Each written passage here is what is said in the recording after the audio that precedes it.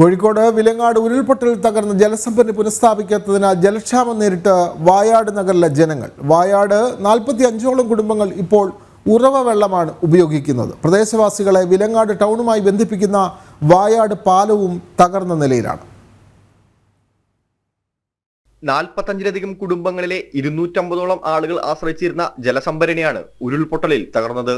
കിണർ ഇടിഞ്ഞു താഴ്ന്നതിനോടൊപ്പം motor ഒഴുകിപ്പോയി. Motor സ്ഥാപിച്ചിരുന്ന കെട്ടിടം പൂർണ്ണമായും തകർന്നു.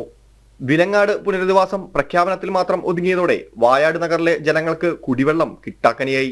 ഇതോടെ ഉറവ വെള്ളം ഉപയോഗിക്കേണ്ട ഗതികേടിലായി ജനങ്ങൾ. കുടിവെള്ളം 45 ST കോളനിന് 45 ആൾക്കാരുണ്ട് ഇവിടെ. അവർക്ക് ഇവിടെ നിന്നാണ് വെള്ളം എടുക്കുന്നത്. അപ്പം പൈപ്പ് എല്ലാം പൊട്ടി മോട്ടറെല്ലാം പോയി, കിണറില്ല. അപ്പം അത് എന്തെങ്കിലും ഒരു പരിഹാരം. ഇപ്പം വെള്ളം എടുക്കുന്നത് ചെറിയ ഉറവ് ചാലിനാണ് വെള്ളം എടുക്കുന്നത്. ഓസ് ഇട്ടിട്ടൊക്കെ വെള്ളം എടുക്കുന്നത്, കുടിക്കാൻ വെള്ളം എടുക്കുന്നത്. പ്രദേശവാസികളെ നരിപ്പറ്റ, വാണിമേൽ പഞ്ചായത്തുകളെ ബന്ധിപ്പിക്കുന്ന വായാട് പാലവും തകർന്ന നിലയിൽ തന്നെയാണ്. തകർന്ന ഭാഗത്ത് മണ്ണിട്ടുറപ്പിച്ചാണ് ഇപ്പോൾ ഉപയോഗിക്കുന്നത്. മഴ പെയ്താൽ മണ്ണൊഴുകിപ്പോയി തങ്ങൾ ഒറ്റപ്പെട്ടു പോകുമെന്നുള്ള ആശങ്കയും പ്രദേശവാസികൾക്കുണ്ട്.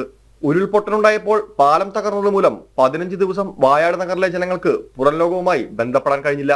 മുപ്പതിന് ഉരുൾപൊട്ടിട്ട് നമ്മളൊരു 5 ദിവസം ഇവിടെ ഒറ്റപ്പെട്ടതിലാണ് നിന്നുപോയത്. ലോകമായിട്ട് പുറം ലോകമായിട്ട് ഒരു ബന്ധപ്പെടാനോ ഹോസ്പിറ്റലിൽ പോകാനോ മറ്റു കാര്യങ്ങൾക്കുള്ള സൗകര്യങ്ങളില്ല. ബദൽ സമയമായിട്ട് റോഡുകളൊന്നും ഇല്ല. പാലം പോയി. ഇവിടെ പാലം എന്ന് വെച്ചാൽ വിലങ്ങാടിനെയും വായാടിനെയും ബന്ധിക്കുന്ന ഒറ്റ പാലം മാത്രമേ ഉള്ളൂ. ആ പാലം യുദ്ധകാലാടിസ്ഥാനത്തിലാണെങ്കിൽ വളരെ പെട്ടെന്ന് ചെയ്തു തരാൻ പറ്റുമെങ്കിൽ നല്ല കാര്യങ്ങളായിരുന്നു. ജലസംഭരണിയുടെയും പാലത്തിന്റെ പുനർനിർമ്മാണത്തിന്റെയും കാര്യത്തിൽ അധികൃതർ ഉടൻ തീരുമാനമെടുക്കണമെന്നാണ് ആവശ്യം.